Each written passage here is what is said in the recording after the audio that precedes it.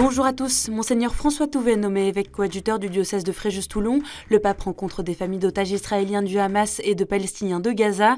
Et l'Assemblée générale de la COREF, c'est ce vendredi dans SIC la sélection de l'info catholique. Ce mardi, Monseigneur François Touvet a été nommé évêque coadjuteur de Fréjus-Toulon avec des pouvoirs spéciaux du gouvernement diocésain. Il assistera dorénavant l'évêque du diocèse, Monseigneur Dominique Ray. Monseigneur Touvet assumera notamment l'administration du diocèse, la gestion des prêtres, la formation des séminaristes et l'accompagnement des communautés.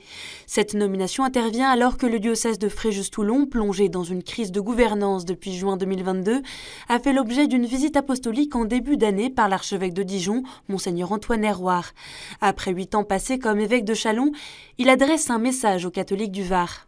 Je voudrais aussi les inviter à prier pour moi. Le pape le fait souvent, parce que je sais que cette mission n'est pas évidente, elle n'est pas spontanément aisée, mais j'ai confiance en Dieu, en la grâce de Dieu, et je sais que la prière de mes frères et sœurs que je suis amené à servir maintenant me sera d'un grand soutien. La messe d'accueil de Monseigneur François Touvet aura lieu le dimanche 10 décembre à 16h en la cathédrale Notre-Dame de la Cède à Toulon et sera bien sûr à suivre sur KTO et ktotv.com.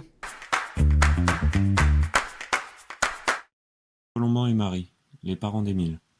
Depuis le 8 juillet, nous vivons entre l'espoir et l'abattement. Après l'avoir cherché en vain pendant des semaines, compte tenu de la configuration des lieux, nous avons acquis la certitude que notre petit Émile a été victime d'un enlèvement ou d'un accident. Ce 24 novembre marque le 3e anniversaire du petit Émile, disparu depuis maintenant 4 mois dans les Alpes de Haute-Provence. Toujours sans nouvelles, les parents du petit garçon ont transmis un message audio à Famille Chrétienne. Ils demandent à celui ou ceux qui savent ce qui lui est arrivé de leur dire où se trouve Émile, même anonymement, sans avoir à vous dénoncer, pour mettre fin à cette affreuse angoisse qui nous broie le cœur. Ce mercredi, avant l'audience générale, le pape a rencontré 2 groupes, 12 proches d'otages israéliens retenus par le Hamas et des familles de Gazaouis coincés dans l'enclave palestinienne. La première rencontre d'une vingtaine de minutes a été très intense, quoique brève, selon les mots de la mère d'un otage israélien, au cours de laquelle le Saint-Père a fait preuve d'une attitude très participative et compatissante. 1 heure plus tard, le pape a écouté les familles palestiniennes et même pleuré en entendant la terrible situation vécue à Gaza, comme il l'a ensuite évoqué dans son audience générale. Dans une vidéo diffusée ce mercredi sur son réseau mondial de prière, il a une fois de plus appelé à prier pour la paix, pour que les controverses soient résolues par le dialogue et la négociation, et non par une montagne de morts. L'Assemblée générale de la Conférence des religieux et religieuses de France s'achève ce samedi. Environ 330 supérieurs de congrégations et instituts religieux étaient réunis à Lourdes autour du thème « La vie religieuse en chemin de transformation ». C'est dans la continuité du rapport de la SIAZ publié en 2021 que la COREF a travaillé sur une charte des droits fondamentaux de la vie religieuse. Ce document ne crée pas une nouvelle réglementation, mais compile des textes du droit canon et du magistère de l'Église catholique. Le but de la COREF est ainsi de rappeler les droits universels et spécifiques dont dispose toute personne s'engageant dans la vie religieuse, par exemple le choix du confesseur ou le fait de pouvoir quitter la congrégation dans de bonnes conditions matérielles. Après une enquête de la radio-télévision suisse mettant en cause 9 membres de la célèbre abbaye de Saint-Maurice pour des agressions sexuelles, notamment sur des mineurs, le procureur général et des inspecteurs de la police cantonale du Valais se sont rendus mercredi sur les lieux dans le cadre d'une enquête préliminaire.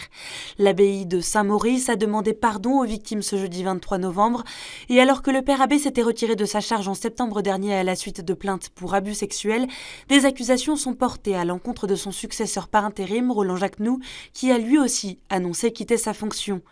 L'abbaye a également demandé à Rome un délégué apostolique pour assumer la gouvernance de la communauté. Mercredi soir, dans le monde entier, des monuments bien connus étaient illuminés en rouge. C'est l'aide à l'Église en détresse qui a de nouveau organisé cette année le Mercredi rouge pour alerter sur le sort des chrétiens persécutés dans le monde. En 2023, la situation s'est empirée dans plusieurs pays, dont le Nigeria, où 23 prêtres religieux ou religieuses ont été kidnappés, dont le frère Godwin Eze, qui a été tué ce 21 octobre. Durant les différentes veillées de prière, l'AED a aussi invité les fidèles à prier pour les 100 000 Arméniens du Haut-Karabakh, pour les chrétiens persécutés dans l'état du Manipur en Inde et pour l'Église catholique au Nicaragua.